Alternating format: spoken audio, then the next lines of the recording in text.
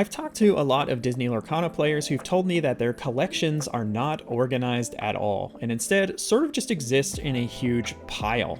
This is bad for many reasons, because it means that you might not know what you have at any given time, but also that if you need to find a specific card, it's going to be very, very difficult.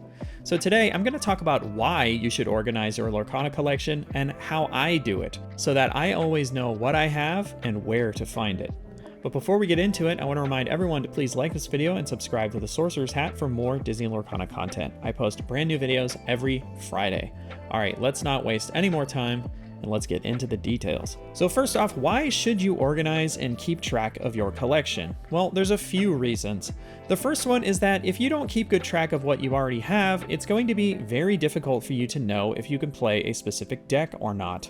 Second, if your cards are just shoved into boxes with no kind of organization to them at all, it's going to be really difficult to find exactly what you need, and fast. If you have an organized collection, you can get the cards you need from their respective location in a matter of seconds, whereas digging through your entire collection to find that one copy of Tipo you seem to have misplaced can take a long time, depending on how many cards you have lying around.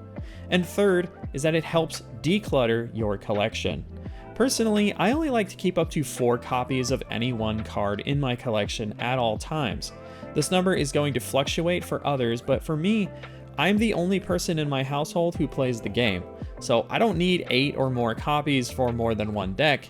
And also, I have very limited storage space in my house, so I have to be very careful and strategic about how and where I store everything. Again, your needs are going to vary, but for me, only keeping 4 copies helps a lot.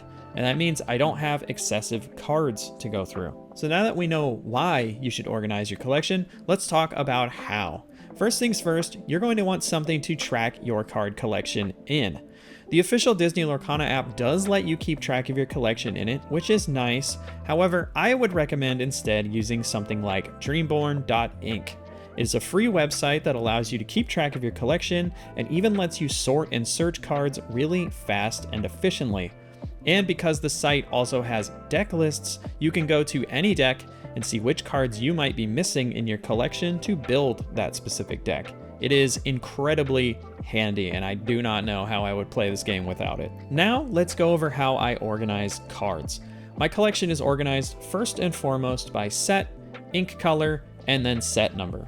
If you don't know, the set number is the number located at the bottom left of the card. It will look something like this. 2 is the card number in that specific set. So this Ariel is number 2. The 204 is how many cards there are total in a set. So Ariel is card number 2 out of 204. EN is the language, which is English. And 1 is the set number, which for Ariel is 1, which would be the first chapter. So Ariel would go in the set 1 box, amber ink section, and then she'd be the second card in there. For another example, here's Thunderbolt, a new card from set 7 and also a multi-ink card. For the purposes of organization, all of the multi-ink cards always go in the sections of the first ink color on the card. So in this instance, amber. This is also card number 23.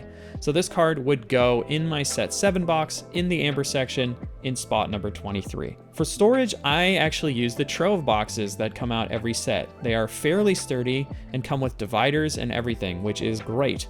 It means that if I ever need to grab a specific card, I know exactly what box it's in and in what section as well. I can probably get whatever card I want from my collection in under 60 seconds if I know the set and the number. I highly recommend it.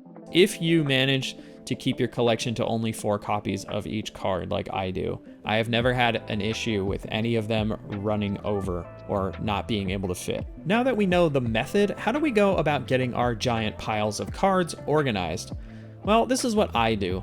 Let's say you have a few hundred cards of mixed sets to go through. The first thing I would do is find every card from one set first. So let's say we need to find all of our set 7 cards.